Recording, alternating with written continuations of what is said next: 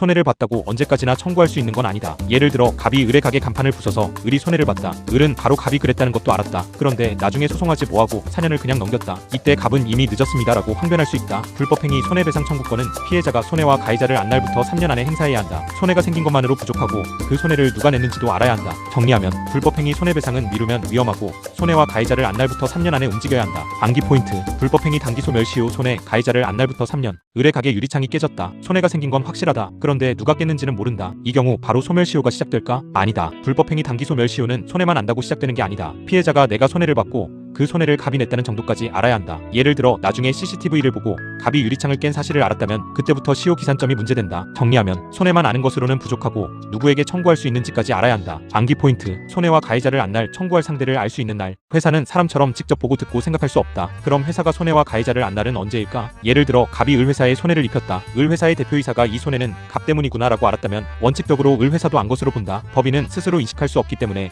보통 대표자의 인식을 법인의 인식으로 평가한다. 다만 대표자가 그 불법행위에 직접 엮여 있다면 조심해야 한다. 대표자가 회사 편이 아니라 자기 편일 수도 있기 때문이다. 정리하면 법인의 소멸시효 기산점은 원칙적으로 대표자가 손해와 가해자를 안 때를 기준으로 본다. 암기 포인트. 법인의 인식 원칙적으로 대표자의 인식. 을의 건물벽에 금이 갔다. 을은 갑의 공사 때문에 벽이 갈라졌다는 사실을 알았다. 그런데 정확한 손해액은 아직 모른다. 나중에 감정해보니 손해액이 3천만 원이었다. 그럼 시효는 감정 결과가 나온 날부터 시작될까? 꼭 그렇지는 않다. 소멸시효에서 중요한 건 손해액을 정확히 아는 게 아니다. 손해가 발생했고 그 손해가 갑 때문이라는 사실을 알았는지가 중요하다. 손해액은 나중에 계산될 수 있다. 정리하면 정확한 손해액을 몰라도 손해 발생과 가해자를 알았다면 시효가 시작될 수 있다. 암기 포인트. 손해액 계산 X. 중요한 건 손해 발생 가해자 인식. 갑이 을에게 손해를 입혔다. 을은 갑을 고소했고 형사재판 결과를 기다렸다. 형사재판 끝나면 그때 민사소송하면 되겠지. 그런데 이게 위험하다. 형사재판이 진행 중이라고 해서 민사손해배상 청구권의 소멸시효가 자동으로 멈추는 건 아니다. 민사상 권리를 지키려면 따로 소송을 제기하거나 가압류 같은 시효중단 조치를 해야 한다. 형사는 형사, 민사는 민사다. 정리하면 형사 절차만 믿고 기다리면 민사손해배상 청구권이 시효로 날아갈 수 있다. 암기 포인트. 형사재판 진행 민사시효 자동 중단. 민사권리는 따로 시효중단 조치 필요. 소멸시효 문제에서 제일 많이 틀리는 부분은 날짜를 섞는 것이다. 손해 발생일, 가해자를 안날, 소송 제기일, 이 세 개를 구별해야 한다. 예를 들어 을이 2020년에 손해를 봤다. 그런데 갑이 가해자라는 사실은 2021년에 알았다. 그리고 2024년에 소송을 냈다. 이때 단순히 2020년부터 3년 지났네라고 쓰면 위험하다. 불법행위 단기 소멸시효는 손해와 가해자를 안날부터 따진다. 정리하면 소멸시효 포섭은 날짜를 감으로 쓰는 게 아니라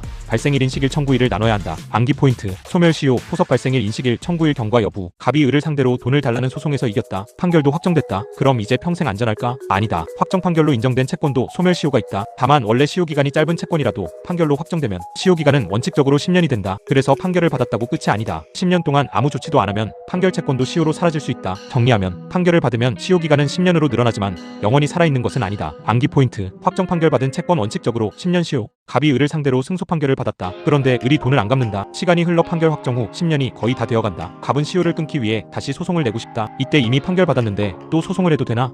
라는 문제가 생긴다. 원칙적으로 같은 내용의 소송을 반복하는 건 문제가 될 수 있다. 하지만 판결 채권의 시효 중단을 위해 필요하다면 다시 소송할 이익이 인정될 수 있다. 정리하면 판결 채권의 10년 시효가 다가오면 시효 중단을 위한 후소가 가능할 수 있다. 암기 포인트. 판결 채권 10년 임박 시효 중단 위한 후소 가능. 갑이 을에게 받을 돈이 있었다. 그런데 갑이 그 채권을 병에게 넘겼다. 이제 병이 을을 상대로 돈 갚아라라고 소송을 냈다. 이 소송은 시효 중단 효과가 있을까? 원칙적으로 있다. 채권을 넘겨받은 병은 이제 그 채권을 행사하는 사람이다. 따라서 병의 재판상 청구는 시효 중단 사유가 될 수 있다. 다만 채권 양도에서는 항상 대항 요건도 같이 봐야 한다. 을에게 양도 사실을 주장할 수 있는 상태인지가 중요하기 때문이다. 정리하면 채권 양수인이 채무자를 상대로 소송을 제기하면 원칙적으로 시효 중단 효과가 문제된다. 암기 포인트. 양수인의 소송 재판상 청구에 의한 시효 중단. 갑이 을에게 받을 채권을 병에게 넘겼다. 그런데 을에게 제대로 통지하지 않았다. 그 상태에서 병이 을을 상대로 소송을 냈다. 이때 문제가 생긴다. 채권 양도에서 대항 요건은 중요하다. 채무자에게 이제 채권자는 병이다라고 주장하려면 통지나 승낙이 필요하기 때문이다. 그래서 양수인이 소송을 냈다고 무조건 끝나는 게 아니다. 양도 사실, 대항 요건, 그리고 시효 중단 효과를 함께 봐야 한다. 시험에서는 이 세 개를 따로 쓰면 답안이 깔끔해진다. 정리하면 채권 양도 사건에서는 양수인이 소송했는지뿐 아니라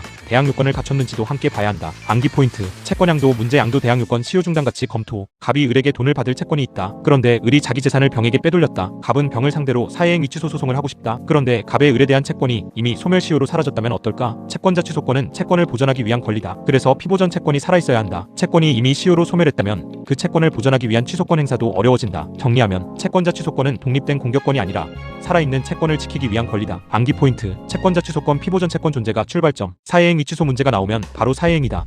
라고 쓰면 위험하다. 예를 들어 을이 병에게 부동산을 넘겼다. 갑은 저거 재산 빼돌린 거다라고 주장한다. 그런데 먼저 봐야 할 게 있다. 갑이 정말 을에 대한 채권자인지다. 갑의 채권이 없으면 을의 재산 처분을 취소하라고 할 자격도 없다. 그래서 답안에서는 피보전 채권부터 확인해야 한다. 그 다음 사회행위, 채무초과, 수익자, 악의 순서로 가야 깔끔하다. 정리하면 사회행위 취소는 항상 피보전 채권이 살아있는지부터 확인해야 한다. 암기 포인트. 사회행위 취소 순서. 피보전 채권 사회행위 악에 을이 억울한 일을 당했다. 그래서 어떤 기관에 권리구제 신청을 했다. 그럼 이 신청만으로 민사채권의 소멸시효가 멈출까? 항상 그런 건 아니다. 소멸시효를 중단시키려면 법에서 인정하는 중단 사유에 해당해야 한다. 대표적으로 재판상 청구, 압류, 가압류, 가처분 같은 것들이 있다. 단순한 민원이나 진정, 내부 신청은 시효 중단으로 인정되지 않을 수 있다. 정리하면 권리를 주장했다는 사실만으로 부족하고 법이 인정하는 시효 중단 조치여야 한다. 암기 포인트. 권리구제 신청 항상 시효 중단. 시효 중단은 법정 사유 필요. 갑이 을에게 돈을 받을 권리가 있다. 그런데 갑은 소송 대신 계속 항해 메일만 보냈다. 돈 갚으세요. 진짜 갚으세요. 이번엔 진짜입니다. 이렇게 계속 다퉜다면 시효가 멈출까? 보통은 어렵다. 소멸시효 중단은 단순히 권리 주장을 했다고 되는 게 아니다. 권리 실현을 위한 공식적인 법적 절차에 들어갔는지가 중요하다. 민원, 항해의 문의 정도로는 부족할 수 있다. 정리하면 시효를 멈추려면 말로만 싸우는 게 아니라 법적 절차로 움직여야 한다. 암기 포인트. 단순 항해 X. 시효 중단 공식적 권리 행사 필요. 갑이 을에게 돈을 받아야 한다. 그런데 을이 돈을 안 갚는다. 갑이 을의 병에 대한 채권을 압류했다. 예를 들어 을이 병에게 받을 돈을 갑이 묶어버린 것이다. 이런 채권 압류 명령은 소멸시효 중단 사유가 될 수 있다. 왜냐하면 갑이 자기 채권을 실현하기 위해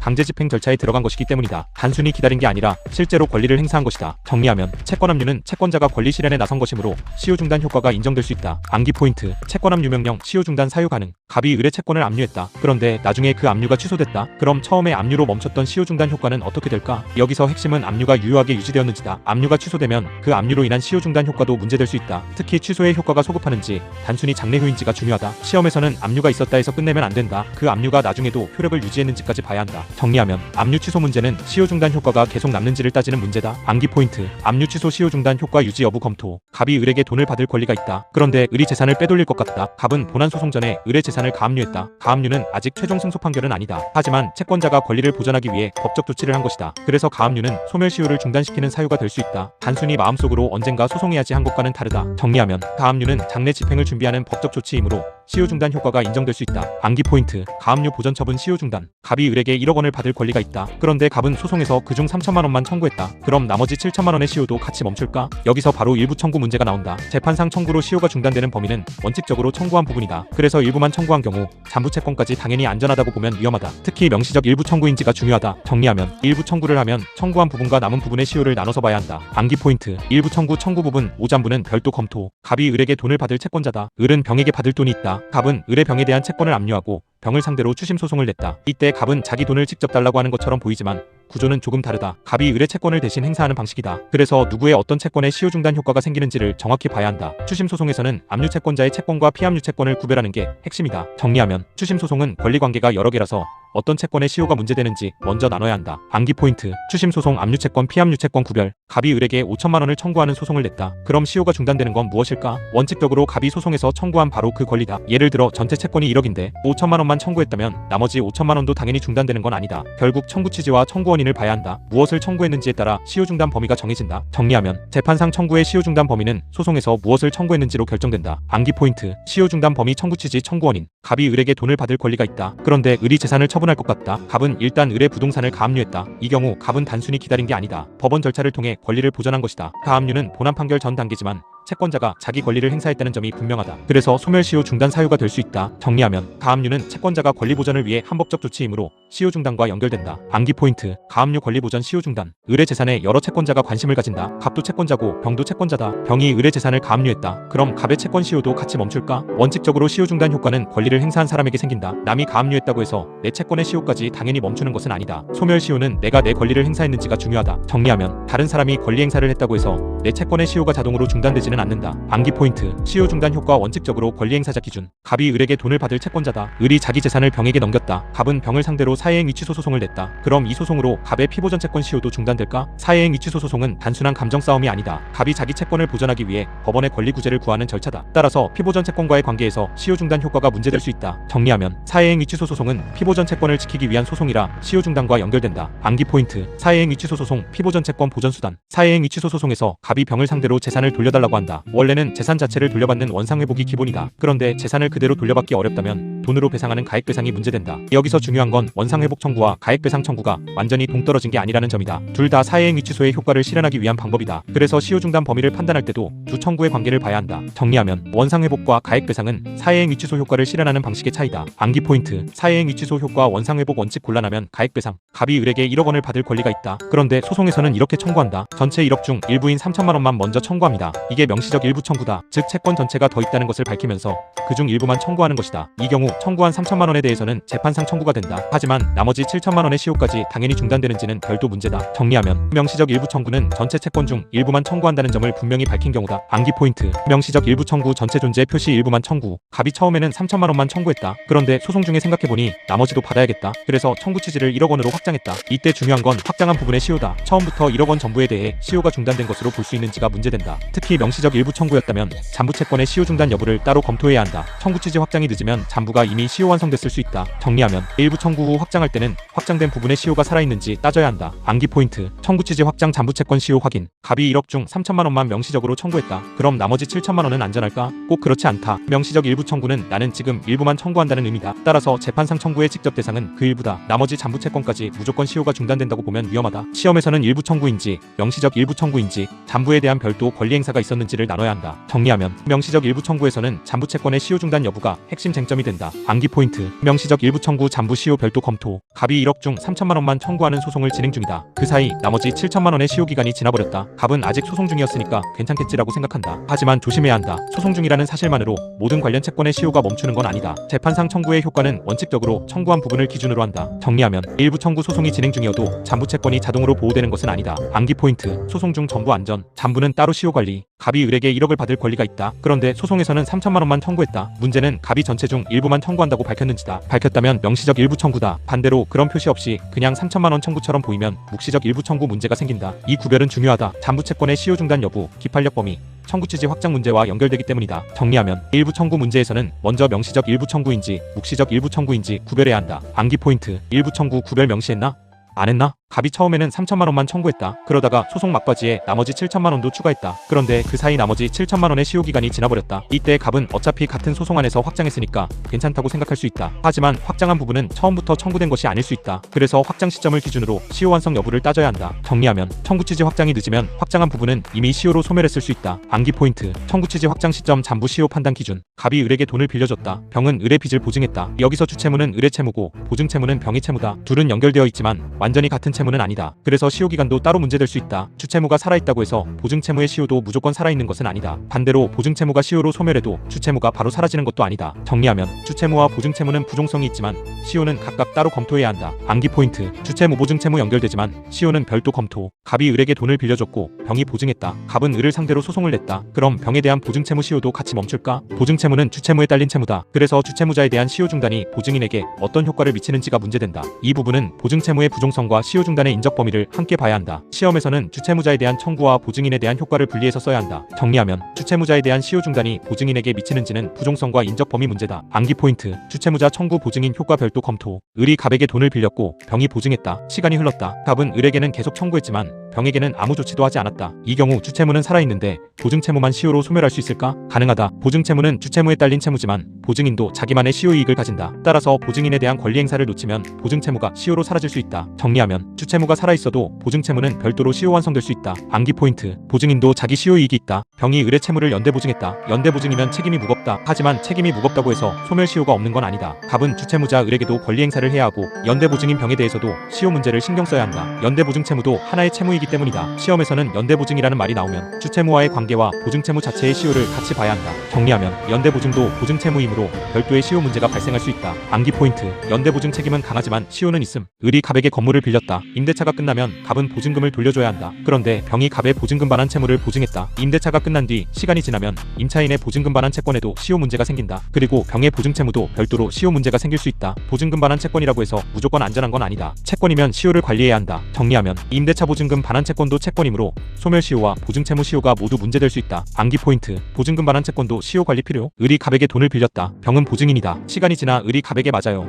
제가 돈 갚아야 합니다 라고 인정했다. 이런 승인은 시효 중단이나 시효 이익 포기와 연결될 수 있다. 그런데 을의 승인이 병에게도 그대로 불리하게 작용할까? 여기서 주채무와 보증채무의 관계가 문제된다. 주채무자의 행위가 보증인에게 미치는 효과는 항상 조심해서 봐야 한다. 정리하면 주채무자의 승인이 보증인에게 어떤 효과를 미치는지는 부종성과 인적 범위 문제다. 암기 포인트. 주채무자 승인 보증인 효과 따로 검토. 시효 중단은 누군가 권리를 행사했을 때 생긴다. 그런데 그 효과가 누구에게까지 미칠까? 예를 들어 갑이 을에게 소송을 냈다. 그런데 병도 관련 채무자다. 갑의 소송이 병에게도 시효 중단 효과를 줄 수 있을까? 소멸시효에서는 인적 범위가 중요하다. 누구를 상대로 권리 행사를 했는지, 그 사람이 어떤 법적 지위에 있는지 봐야 한다. 무조건 관련자 전부에게 효과가 간다고 보면 위험하다. 정리하면 시효 중단은 권리 행사의 상대방과 법률 관계에 따라 인적 범위가 결정된다. 암기 포인트. 시효 중단 효과 누구에게 했는가? 갑이 을에게 받을 채권을 병에게 넘겼다. 병은 이제 을에게 돈을 청구하려 한다. 그런데 채권을 넘겨받았다고 해서 시효가 새로 시작되는 건 아니다. 양수인은 기존 채권을 넘겨받는 것이다. 따라서 그 채권에 붙어있던 시효 상태도 함께 따라온다. 이미 시효가 거의 다 된 채권을 넘겨받았다면 병도 서둘러야 한다. 정리하면 채권 양도는 채권자를 바꾸는 것이지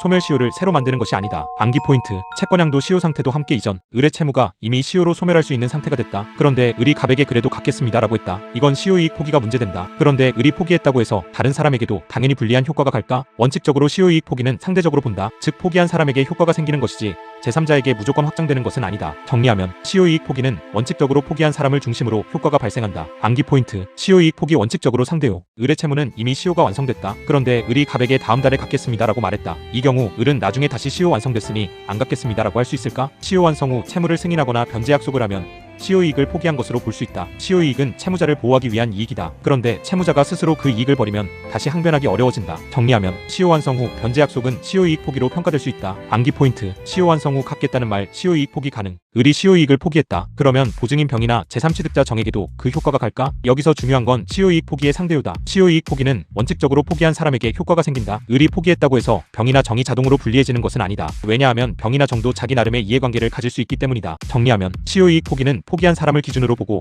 다른 사람에게 당연히 확장하지 않는다. 암기 포인트. 시효 이익 포기 효과 포기자 중심. 갑이 을에게 돈을 빌려줬고 병이 보증했다. 갑은 을의 재산을 가압류했다. 그럼 주채무의 시효는 중단될 수 있다. 하지만 병의 보증채무 시효도 당연히 중단될까? 여기서 다시 인적 범위 문제가 나온다. 가압류가 누구에 대해 어떤 채권을 보전하기 위해 이루어졌는지 봐야 한다. 주채무와 보증채무는 연결되어 있지만 완전히 같은 채무는 아니다. 정리하면 가압류가 있으면 어떤 채무의 시효가 중단되는지 주채무와 보증채무를 나눠야 한다. 암기 포인트. 가압류 시효 중단 대상 채무 확인. 갑이 을의 부동산을 가압류했다. 그런데 나중에 가압류가 취소됐다. 이때 처음에 발생한 시효 중단 효과가 계속 남을까? 가압류가 취소되면 그 보전 처분의 효력이 사라지는 문제가 생긴다. 따라서 시효 중단 효과도 함께 문제된다. 특히 취소가 처음부터 없었던 것처럼 만드는지 장래에만 효력을 없애는지가 중요하다. 정리하면 가압류가 취소되면 시효 중단 효과가 유지되는지까지 반드시 검토해야 한다. 암기 포인트. 가압류 취소 시효 중단 효과 소멸 여부. 갑이 을의 채무에 대해 보증인 병을 세웠다. 그런데 갑은 을에게만 권리 행사를 했다. 이때 병에 대한 보증채무의 시효도 멈출까? 보증채무는 주채무에 종속되지만 보증인도 독립된 채무자다. 그래서 시효 중단의 인적 범위를 따져야 한다. 시험에서는 주채무자에 대한 중단과 보증인에 대한 중단을 구별해서 써야 한다. 정리하면 보증채무 시효는 주채무와 연결되지만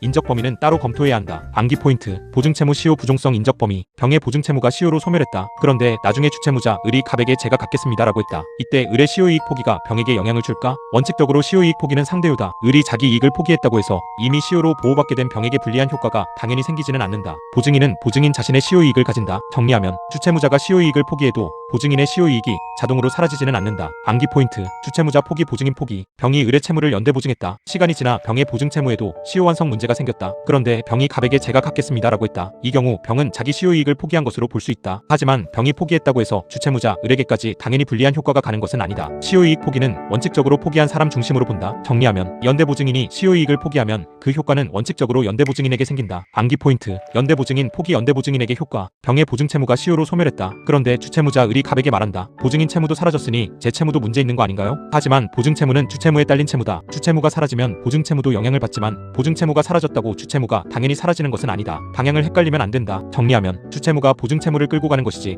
보증채무 소멸이 주채무를 당연히 없애는 것은 아니다. 암기 포인트. 부종성 방향 주채무 보증채무. 을의 채무가 이미 시효 완성 상태다. 그런데 그 채무를 담보하는 부동산에 경매가 진행됐다. 을이 아무 말 없이 있다가 경매가 끝난 뒤에야 사실 시효 완성됐습니다 라고 하면 어떨까? 여기서 시효 이익 포기나 신의측 문제가 생길 수 있다. 채무자가 시효 완성 사실을 알면서도 경매 절차에서 아무 일을 하지 않았다면 나중에 시효를 주장하는 것이 제한될 수 있다. 정리하면 시효 완성 후 담보권 실행이 진행되면 채무자의 태도에 따라 시효 항변이 제한될 수 있다. 암기 포인트. 시효 완성 경매 방치 시효 항변 제한 가능. 갑이 을의 부동산에 담보권을 실행했다. 을은 채무가 시효 완성됐다고 주장할 수 있는 상황이었다. 그런데 경매 절차 내내 아무 말도 하지 않았다. 나중에 을이 갑에게 시효 완성이었으니 돈 못 줍니다라고 하면 문제가 된다. 소멸시효는 채무자를 보호하는 제도지만 권리 행사 방식이 신의 측에 반하면 제한될 수 있다. 경매 절차에서 이해할 기회가 있었는지가 중요하다. 정리하면 시효왕변도 신의 측에 반하는 방식으로 행사하면 제한될 수 있다. 암기 포인트. 시효왕변도 신의 측 제한 가능. 을이 갑에게 돈을 빌렸다. 정은 자기 부동산을 담보로 제공한 물상보증인이다. 나중에 을이 시효이익을 포기했다. 그럼 정에게도 그 효과가 갈까? 원칙적으로 시효이익 포기는 포기한 사람에게 효과가 생긴다. 물상보증인은 자기 재산으로 책임지는 별도의 이해관계인이다. 따라서 주채무자가 포기했다고 해서 물상보증인에게 당연히 불리한 효과가 간다고 보면 안 된다. 정리하면 주채무자의 시효이익 포기는 물상보증인에게 당연히 확장되지 않는다. 암기 포인트. 주채무자 포기, 물상보증인 포기. 을에게 여러 채권자가 있다. 갑은 을에게 돈을 받을 채권자다. 그런데 다른 채권자 병의 채권이 시효 완성됐다. 갑은 병의 채권이 사라져야 자기 배당이 늘어난다. 그럼 갑이 을 대신 병에게 그 채권 시효 완성됐습니다라고 주장할 수 있을까? 시효이익 원용권자는 원칙적으로 직접 이익을 받는 사람이다. 일반 채권자가 언제나 채무자의 시효이익을 대신 주장할 수 있는 것은 아니다. 정리하면 시효이익 원용은 아무나 하는 것이 아니라 법률상 이익이 있는지 봐야 한다. 암기 포인트. 시효 원용권자 직접 이익 있는 자. 갑은 을에게 돈을 받을 채권자다. 을은 병에게 시효 완성 항변을 할 수 있는 상황이다. 그런데 을이 아무것도 하지 않는다. 갑은 자기 채권을 보전하기 위해 을의 권리를 대신 행사하고 싶다. 이때 채권자 대위로 시효 완성 항변을 할 수 있는지가 문제된다. 핵심은 그 항변권이 대위행사 가능한 권리인지, 그리고 갑에게 보전의 필요성이 있는지다. 정리하면 채권자 대위로 시효 항변을 할 수 있는지는 권리의 성질과 보전 필요성을 함께 봐야 한다. 암기 포인트. 채권자 대위 권리 성질 보전 필요성. 을의 부동산에 저당권이 설정되어 있다. 정이 그 부동산을 취득했다. 그런데 주채무자 을이 시효이익을 포기했다. 이때 제3취득자인 정에게도 그 포기 효력이 미칠까? 제3취득자는 담보 부동산을 취득한 사람으로서 독자적인 이해관계를 가진다. 주채무자가 포기했다고 해서 정이 당연히 불리해지는 것은 아니다. 시효이익 포기의 상대요가 다시 문제된다. 정리하면 주채무자의 시효이익 포기는 제3취득자에게 당연히 미치지 않는다. 암기 포인트. 시효 포기 상대요 제3취득자 보호 가능. 정이 근저당권이 붙은 부동산을 취득했다. 그런데 피담보 채권이 이미 시효 완성됐다고 생각한다. 정은 근저당권을 말소해달라고 할 수 있을까? 근저당권은 피담보 채권을 담보하기 위한 권리다. 피담보 채권이 소멸하면 근저당권도 존속하기 어렵다. 그래서 제3취득자는 피담보 채권의 시효 완성을 주장하며 근저당권 말소를 구할 수 있는지가 문제된다. 정리하면 근저당권 말소 청구에서는 피담보 채권이 시효로 소멸했는지가 핵심이다. 암기 포인트. 피담보 채권 소멸 근저당권 말소 문제. 을이 갑에게 시효 지났지만 갚겠습니다라고 했다. 그런데 그 뒤에 제3자가 나타난다. 예를 들어 물상보증인이나 제3취득자가 나는 시효 완성을 주장하겠다고 하는 경우다. 이때 을의 포기가 제3자에게도 효력이 있는지가 문제된다. 원칙적으로 시효이익 포기는 상대요다. 따라서 포기하지 않은 제3자가 자신의 법률상 이익을 위해 시효 완성을 주장할 수 있는지가 검토된다. 정리하면 채무자가 시효이익을 포기했더라도 제3자의 항변 가능성은 별도로 봐야 한다. 암기 포인트. 채무자 포기 후에도 제3자 항변 별도 검토. 갑과 을이 계약하면서 이렇게 정했다. 이 채권은 시효 기간을 30년으로 한다. 이런 약정이 항상 유효할까? 소멸시효 제도는 단순히 당사자 마음대로 바꾸는 장치가 아니다. 법이 정한 시효 기간과 제도 취지가 있다. 특히 시효 완성 전에 미리 시효이익을 포기하거나 법정 기간을 부당하게 늘리는 약정은 제한될 수 있다. 시험에서는 시효 기간 약정이 허용되는지와 강행 규정성을 검토해야 한다. 정리하면 소멸시효 기간을 당사자가 마음대로 늘리는 약정은 제한될 수 있다. 암기 포인트. 시효 기간 연장 약정 무조건 유효 아님. 갑이 을의 재산 처분을 사회행위로 보고 병을 상대로 취소 소송을 냈다. 병은 수익자다. 그런데 병이 이렇게 주장한다. 갑의 을에 대한 채권은 이미 시효 완성됐습니다. 이 항변이 가능할까? 사회행위 취소권은 피보전 채권이 있어야 행사할 수 있다. 따라서 수익자인 병도 피보전 채권이 이미 시효로 소멸했다는 점을 다툴 수 있는지가 문제된다. 핵심은 수익자가 시효 완성 항변을 원용할 법률상 이익이 있는지다. 정리하면 사회행위 취소 소송에서 수익자는 피보전 채권의 존속 여부를 다툴 수 있다. 암기 포인트. 수익자 항변 피보전 채권 시효 완성 주장 가능성. 갑이 을의 재산 처분을 문제 삼아 병을 상대로 사회행위 취소를 구한다. 그런데 병은 갑의 채권 자체가 이미 시효로 소멸했다고 주장한다. 이때 핵심은 갑이 정말 채권자인지다. 채권자 취소권은 채권자가 행사하는 권리다. 그런데 갑의 채권이 시효로 소멸했다면 갑은 더 이상 보전할 채권이 없다고 볼 수 있다. 결국 피보전 채권의 시효 완성 항변은 사회행위 취소 소송의 출발점을 흔드는 항변이다. 정리하면 피보전 채권이 시효로 소멸하면 채권자 취소권 행사도 어려워진다. 암기 포인트. 채권자 취소권 방어 피보전 채권 시효 완성 항변.